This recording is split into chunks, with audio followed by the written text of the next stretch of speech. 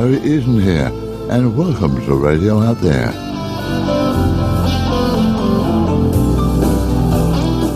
Our special guest in a two-part program, part one this week, part two next week, how about that, is Duncan Roads, editor and publisher of Nexus magazine, one of your favourites, I know.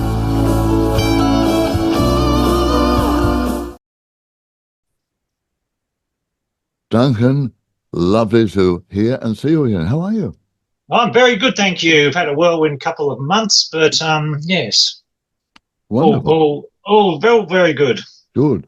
Well, now, you have a fabulous edition of Nexus out for the current edition of June and July, and so many stories. I mean, I want to do the lot. So maybe we'll do two programs. We'll see how we go. But let's start off with something that's going to affect everybody, and that is Skynet, because your mobile phone is, wow, people don't realise what's going on. Oh, people don't realise. Before we start, this is the front cover of the issue that we're talking about, which is volume 31, number 4. Now, the article we're discussing is titled "The Era of Skynet Has Arrived." Yeah. It's based on a YouTube presentation by Rob Raxman, who I've been watching for many years. He's like a internet privacy guy on steroids, really knows his technology, really understands the legislation and general moves. He actually sells de-Googled phones and routers for those people who really want to avoid losing privacy. If you are a follower of him or other researchers, you'll note that we had no privacy since the advent of both the internet and cell phones, basically. I want to just pan back before I get into the Skynet one. A lot of people don't realise that their cell phone is listening 24/7 to every sound. And most of them are taking pictures every few seconds, not in the normal colour range, but in infrared. So most cameras are actively listening to all sounds. And basically we understand that in the back of our heads because a lot of people will use the sound prompts on the phone. So for Apple iPhone users, the prompt is "Hey Siri." I've got to be careful because my own phone often kicks into being. Even if I use the phrase, "Hey, seriously," my phone will kick in and wait for the next command string. So your phone isn't programmed to listen to specific words. It's listening all the time. And every word is being sent up the line from your phone back to some computer. And the AI is listening and it says, "Oh, yeah, that person said, 'Hey, Siri,' in this accent," and then it activates the phone. Done very quick. And the same on the Google phones. Now, this article discussing the era of Skynet, and I assume everybody watching and listening to this understands Skynet.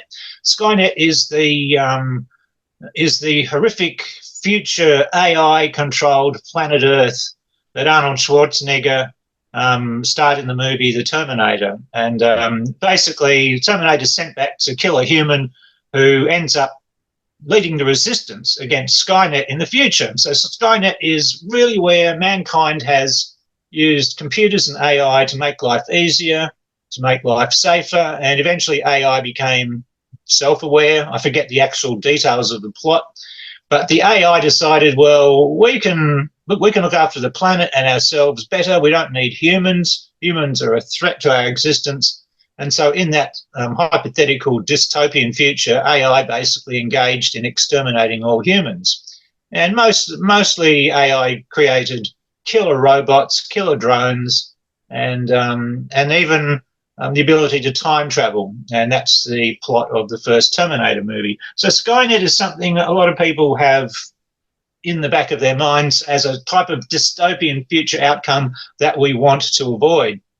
But as this researcher and others are pointing out, it actually looks like we are heading towards this. Again, with gradual little incremental changes which slip under the radar of people, changes which on the face of it look like they're making our lives cheaper or easier or giving us more time, saving work. But at the end of the day, your mobile phone is pretty much almost your ready-made slave shackle. And we got an inkling of that during COVID, especially during the part where you had to have a mobile phone with an app that you downloaded to scan in to get into shops or pubs or clubs or whatever. Something in Australia which was illegal. It's illegal to enforce that type of thing under our federal laws, which is why a lot of people who were fined or penalised took it to court and won. And on that level, COVID mandates were all legal bluffs when it came to applied to the federal acts. We have a federal Biosecurity Act here in Australia and a Federal Privacy Act, which trumps everything the state did. Now, during the early stages of COVID, which is the beginning of 2020 in Australia and most of the other places, it was towards the end of 2020 when Apple started to roll out, I think it was either the beginning of 2020 or the end of 2020. Apple iPhones automatically kicked in the activation of Bluetooth Low Energy Network, which is also called BLE. I've mentioned this on a couple of previous episodes. What's really interesting, in my opinion, was the timing, because you remember this thing called contact tracing in Australia, which we absolutely went overboard on, and people were on national news headlines for accidentally leaving their hotel room and walking down the corridor, or somebody walked across a border and they hadn't been checked if they're positive or negative, and an entire state would go into a lockdown. It was just mad. But the contact tracing was government appointed individuals using access to databases to trace down people. And that in itself was pretty sinister and overlooked. But at that time of contact tracing began, the Apple iPhones launched their BLE, which really would have helped any intelligence agents and probably law enforcement agencies working on the quiet. It would have amplified the ability of people to be tracked and traced beyond belief. Normally your Bluetooth on your phone, you are thinking, okay, if I activate Bluetooth, it just means that little devices like keyboards and cameras and sound speakers and iPods, etc., anything within a few feet or a dozen feet or maybe 20 or 30 feet is connected to my main device, connected to my computer or activated from my cell phone. When they activated Bluetooth Low Energy Network, it creates a type of daisy chain ability between cell phones, with, especially in this case, the Apple phones. Now we have reached the point where Google has done the same thing on their phones. So pretty much Apple and Google now between them control 99% of all the types of cell phones out there. Both brands have activated their equivalent of Bluetooth Low Energy Network. On the surface, it's sort of presented as an ability to find your iPhone, which has always been there before Bluetooth Low Energy Network. But with Bluetooth Low Energy Network, the extended range that your cell phone interacts with other devices has increased from 15 feet to 1.5 kilometres. And it's not a direct contact between your device or your Bluetooth device and something 1.5 kilometres away. It's that every cell phone talks to every other cell phone along the way. Now, Bluetooth Low Energy Network is not something that you were told would be activated. It's something the manufacturers of your phone quietly activated in the background without your knowledge. Yeah. It would be increasing the amount of EMF coming out of your phones. What's really interesting is it causes everyone's iPhones to send and receive data to each other on the Bluetooth Low Energy Network, not going over the internet, not going through the cell phone systems and the satellites, direct phone to phone. It's like a spy network. It's like a spy network. You got it, which in my opinion is the whole purpose of it. So not only is it listening to you, but it's sending this information from phone to phone. Now, you'd think, okay, well, surely by now somebody has dived in and looked at these information packets going from your cell phone to other cell phones, but they're encrypted. You can't even get to see what's in there, so we don't know. And it's a two-way thing. Now, in some ways, what it means is if the established internet went down and all the internet providers got hacked, everyone's cell phone will still be sending information through the phones to head office of the big corporations, Apple, Google, the CIA. I mean, they're all one big happy family really at the top when they're sharing data. It's just a matter of rearranging the letters. But if you had a total internet collapse, you will have a secret internet, if you like, being used by the spy agencies as long as your cell phone is around you. Now, you would think, okay, well, what if I put it in airplane mode, turned off the mobile phone, even took out the SIM card? Your phone is still transmitting and receiving. In most cases, when there's no energy, when it's charged up, as soon as it's charged up, it starts sending and receiving to keep that network going. So if you like, they have created a parallel infrastructure, internet, that only they control and only they use, but it relies on our cell phones. So we might not like what they're doing with this, but we are enabling it with our cell phone. I'd like to remind people at this point there is a growing movement away from internet-connected phones. There is a movement back to mobile phones, which are small but don't have Google on them, don't connect to the internet, and literally it just rings someone else's mobile phone and it becomes literally a phone to a phone. And in those cases, you need to memorise someone's phone number. Now, if you had a disaster right now and you had to ring people, how many people could you ring if you didn't have a mobile phone or access to your internet address book? We need to get back to memorising important people's phone numbers in the advent of emergencies, because everything is on these devices, which is great because the CIA and ASIO, they don't even have to crack into files, read your mail. They just access your Apple account or your Google Gmail account, and they know everything about you, even things about you that your wife, your family, your children don't know. It's quite scary. So the these interesting devices... thing, Duncan, is in this story here, they say that they are tracking us, and quote, if they want to find you, they will. If they want to find out what you do all day, they will. They want to find out who you hang with, they will. So, I mean, where's privacy going? Well, there is no privacy with this at all. I mean, you could argue that this was possible beforehand, but it was a lot more complicated for different law enforcement agencies to find out this access. Now, even if you, after watching this segment, even if you decided I'm going to turn my phone off and leave it at home and never take it out with me when I go down the streets. Now, take the streets of Mullaney, where I live, for example.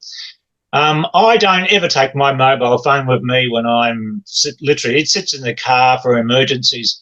Apologies to people who try and ring or text. I'm never going to ring or answer back. Email me is the way.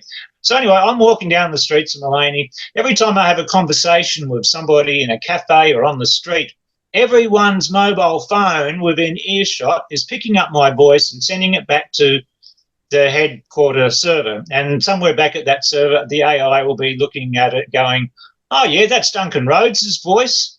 He's geolocated according to these phones. So the more phones you've got around you, the more they can triangulate your exact position, the exact chair you're sitting on around a table in a cafe, because other people's phones are transmitting the information, and you can narrow it down to that level of detail. So if you get rid of your phone and you've used a phone in the past, it's too late. Even if as long as you are within earshot of someone else with a mobile phone, they know that you're there because they know the other person's there. And I mean, already your phone is telling satellites and other phones where it is.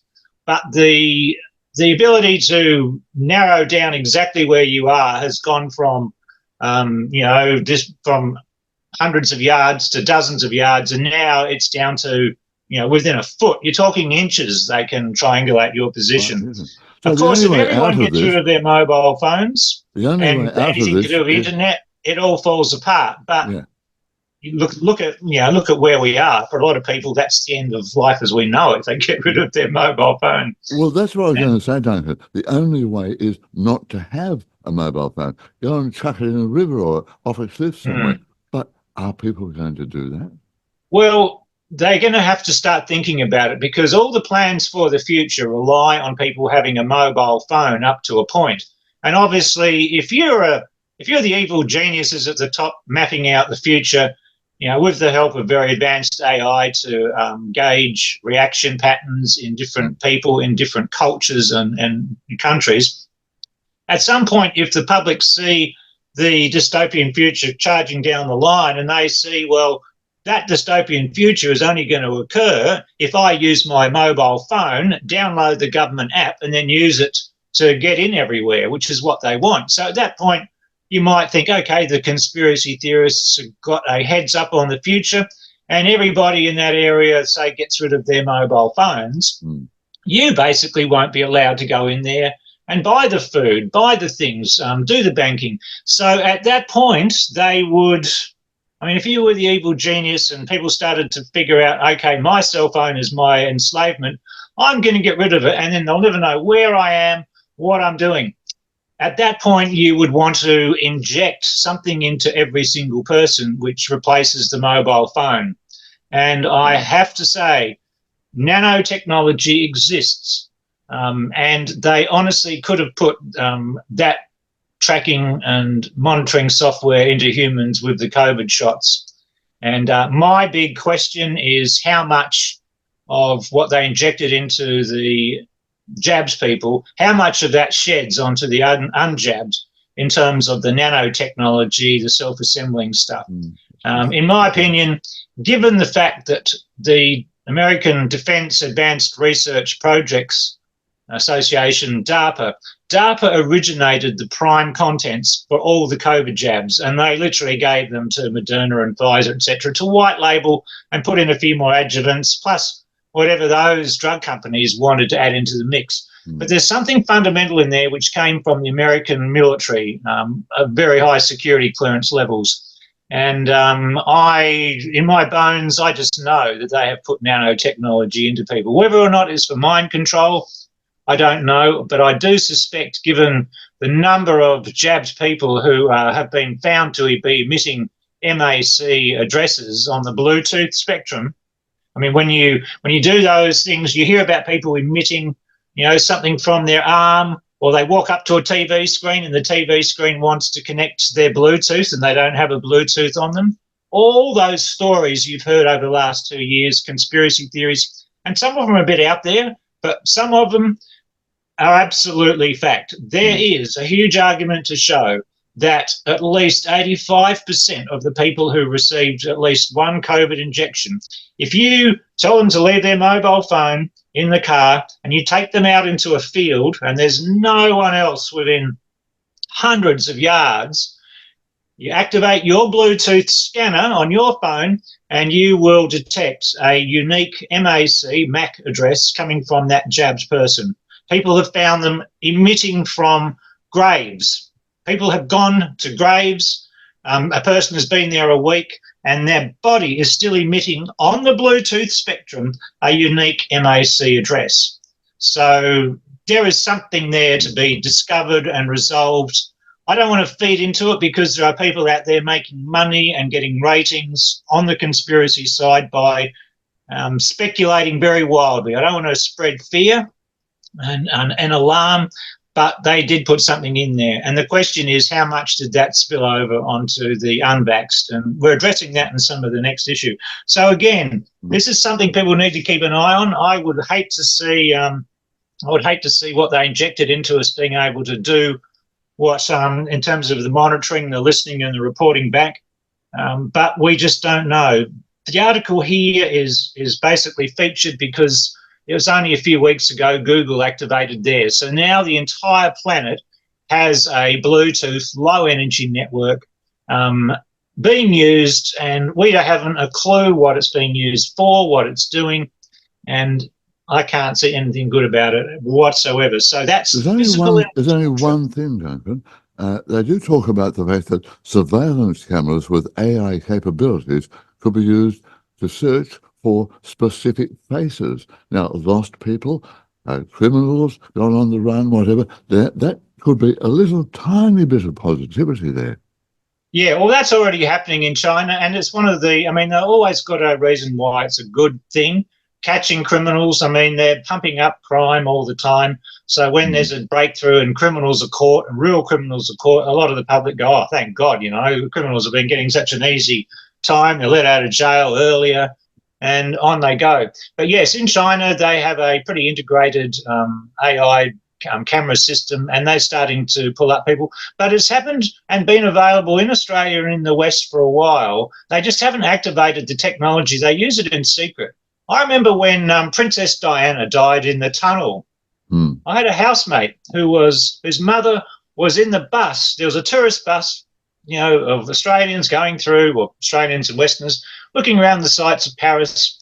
And that bus was about 5 minutes in front of Princess Di's car. Went under the tunnel, came out, and about a kilometre after it came out of the tunnel, the bus was pulled aside by police, and they went through and they had a long chat to the driver. And basically, the Princess Di's car had crashed. But that's how quickly they were able to pull up a bus that had been going through there, and they basically wanted to make sure that no one on the bus saw anything suspicious, like some car parked in the middle that's supposed to, you know, roar out or whatever. And I was amazed how quickly they found and pulled over that bus, because that technology shouldn't be there. And there's been a couple of similar incidents in Australia, again in the 80s, before the internet was really available, where very interesting criminals or whistleblowers were intercepted on roads, and you sort of think, how the hell did the authorities know they would be there at that time? They weren't carrying cell phones to be spotted. They have had a surveillance system in place. They just hadn't told the public about it, or a lot of the low levels of law enforcement.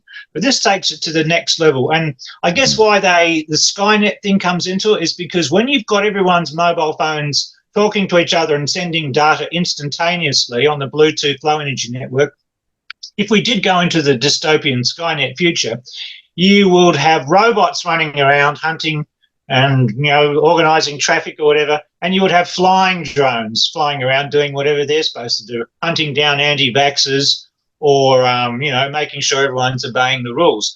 But all those things need to talk to each other, and now this Bluetooth low energy structure is in place. That gives an understandable framework for this to happen. It could also feed in possibly to driverless cars. But in my opinion, the next milestone to be really concerned about is when they finally roll out 5G millimetre wave networks. I'm not talking about 5G that most people see on their phone and freak out about. That's still there is still 5G, 4G and 3G using the classic LTE network infrastructure.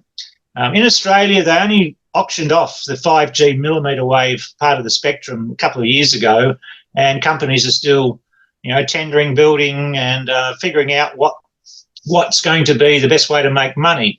When that rolls out, there'll be a massive spike in the amount of EMF affecting people, and you'll probably find a wave of people wanting to leave the cities. That type of 5G millimetre wave technology is more for driverless cars, I've got to say. And they've been planning driverless cars in the West far longer than people realise. I recall over 20 years ago, the Sunshine Coast Council putting an ad in the local newspaper, inviting discussion on which of the roads were allocated for driverless cars, which were for shared and which were for ordinary cars. And that's a couple of decades ago, some technology which is only going to be possible with the advent of something like 5G millimetre wave technology, and yet that was in the planning infrastructure. So as we are getting closer to either the utopian future or the dystopian future, we're starting to see in retrospect that this has been long planned, with technology possibly available they've hidden, only to roll out to secure and literally put a digital fence around us that we're not aware of. But yeah, I don't see how this can be avoided unless everyone throws away their mobile phones at once. Yeah, for sure. Well, that is a lovely segue into another story you have in the current edition of Nexus, When Nothing is Real, the new world of deep fakes. Now, deep fakes. I'm sure a lot of Nexus readers have been aware of deep fakes. For me, the deep faking started with the advances in TV, film and production technology with the movie Forrest Gump. Forrest Gump was the first movie, to my understanding, where they took an old piece of film footage and put a current actor interacting with it in a seamless way. And I refer to the bit where Forrest Gump is invited up, and I think, is it President Kennedy gives him an award or something? But there's a thing there where you've got historic video footage and Forrest Gump, and it's seamless. And a lot of people commented on it at the time, including UFO researchers, because we realised from that day on, you're never going to really be able to trust video evidence of UFOs. If there's other evidence like testimonials, stuff happened to the body or impressions in the ground, but if it's only a video piece of evidence, we realise this is the beginning. If somebody has enough money, they can make a very convincing faked alien landing at a US Air Force base. And of course, with the advent of more and more computing technology, processing power, and now AI, for a few years now, if you had enough money and the technology,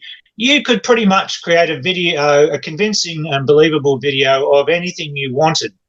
And that was at the level of small to medium-sized businesses or individuals with the skills and the money to invest in the computer and the software and then to experiment around. So you'd probably need to know a fair bit of coding and a whole lot of stuff. But now it's taken it down to another level. Teenagers can now go out for free and choose between AI platforms where you can literally either say or type in, show me pictures of a little boy sitting on a chair with a cow flying through the stars in the background. And you'll get an option, and within a second, you'll get 4 options, 6 options, and you can flick through them, or you can say, make the chair jet black and put a comet amongst the stars in the background, and you keep tweaking it. So you've got still pictures coming out, and now you've got video clips coming out where you literally just type in, anybody goes to a website, types in, show me the king of the cats. Show me a video clip of me walking into the hall of the throne room of the king of the cats. And you can say with steampunk stuff, or you can say with Christmas decorations. It changes it like that. So already out there, unfortunately, the people who believe in the flat earth theory, there's a lot of people who have been mischievously making AI-generated photographs and video clips of what they believe lies beyond the what they call the ice wall. If you're a flat earth person, you apparently believe the earth's like a big round pizza, and at the edge of it is a wall of ice. And apparently people live on the other side of the wall of ice, or used to. Sounds like Game of Thrones. Oh, look, it's so depressing. I mean, the IQ of mankind in the 1930s was being discussed by scientists in horror at how much it had dropped. And they were debating, was it water fluoridation or was it the effects of electrification, because we'd had electricity starting to go into houses. Since the 1930s, it has plummeted to the point where we are now, generally speaking, don't have enough of an IQ to recognise how much our IQ has dropped and what the consequences of it are. So it plays in great to people wanting to control mankind as part of a dystopian future, because we respond emotionally and instantly to stimulus of fear or hope, and that's being used against us, left, right, and centre. And so getting back to the deep fakes, we're now in the time where teenage boys and girls can sit there and go, oh, I want to make a video clip of me singing, and take this picture of me, make me run up and down, make me jump 20 foot at a time, make me jump up and touch stars. They can tweak it, or put me in a Santa Claus costume. Put me in a deep diving suit, and it's just redone straight away. So already I'm getting people sending me stuff saying, do you think this is evidence of the flat earth with very interesting photos? Or is this the hollow earth? Are these photos of the hollow earth? Are these photos of aliens? Heaps of people are making mischievous UFOs landing and aliens getting out. Because if you have some skills with Photoshop or InDesign or iMovie, you can take this AI generated stuff and tweak it to make it look even more realistic. That's right. Yeah. And What worries me, yeah. Duncan, what worries me is we look at other areas. I mean, that's a bit of fun what you're talking about now, but you take it to the extreme of, say, legal cases. You could set somebody up with evidence, take it to court and say, there we are, that person who's accused of murder was actually at that site at that time, and who would say, well, how can you prove not? So all of this sort of thing, not only legal cases, but organising terrible scams.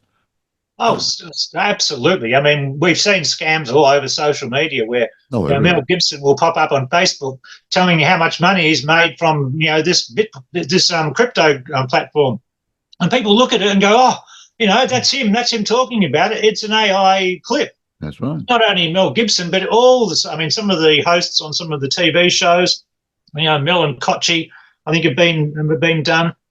And the well-meaning public, especially little old people, think, oh, there's I trust that person on TV, and here's him telling me on my Facebook page how much, you can trust this platform, and they do their money and they lose it. And then they write to the guy from Sunrise and say, Kochi, this place you told me to go to is a scam. And he's like, I didn't tell you to go to anybody. You got deep faked.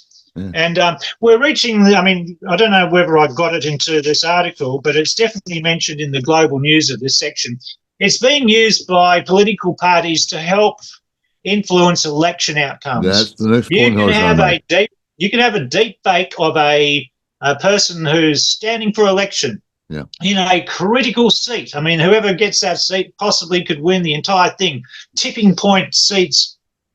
And the opposition will make a malicious deep fake video where the nice guy is being basically saying, I support terrorism and blah, blah, blah. But making a stance on something is not true. It's put out the day before the election, and it can change millions of people.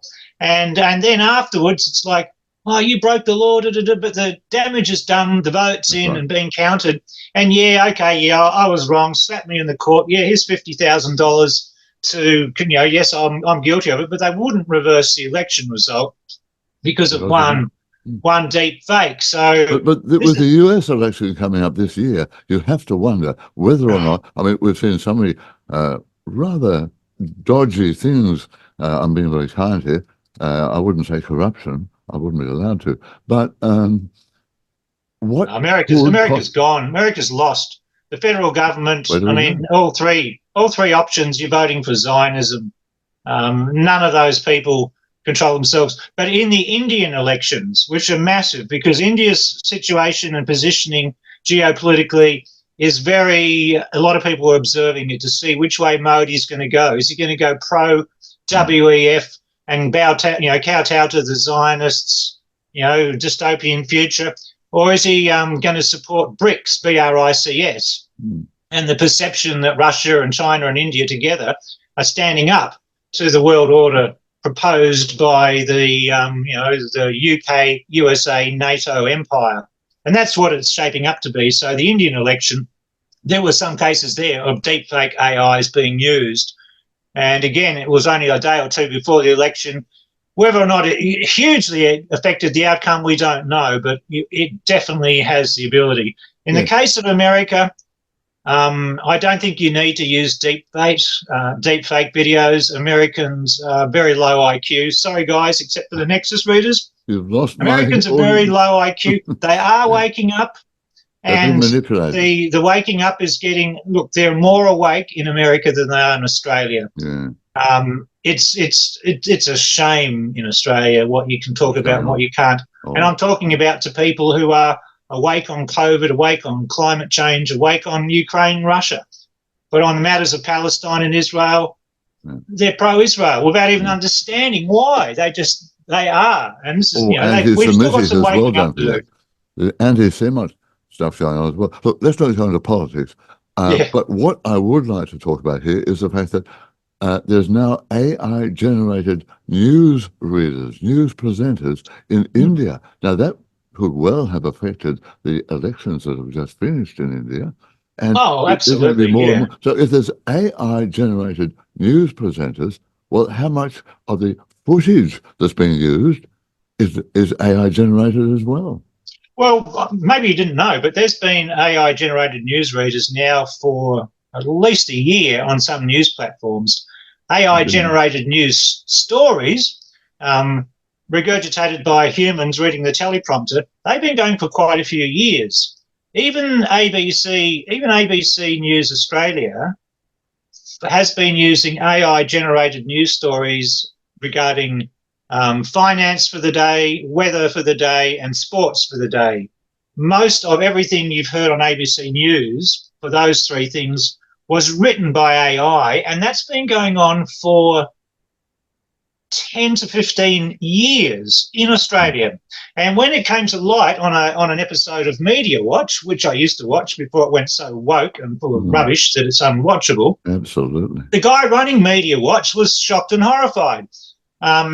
He then decided to test several top ABC journalists and say, okay, here's some news items written by AI and here's some news items written by top human journalists.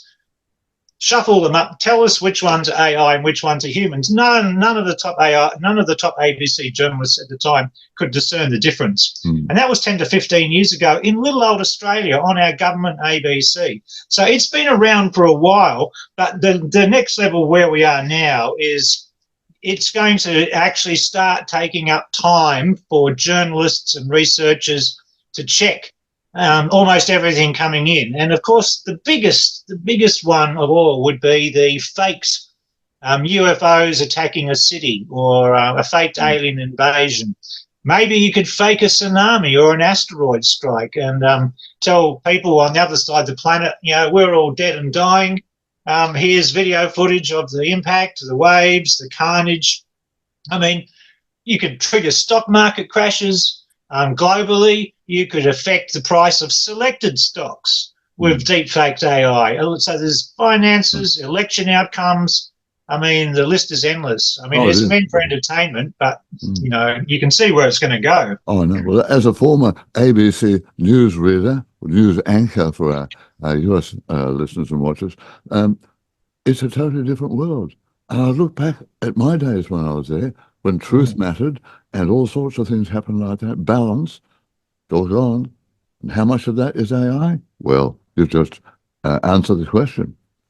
Duncan, and that's where we leave Radio Out There for this week with Duncan Roads. I'll be back with part 2 next week, but only on audio at radiooutthere.com on our brand new website.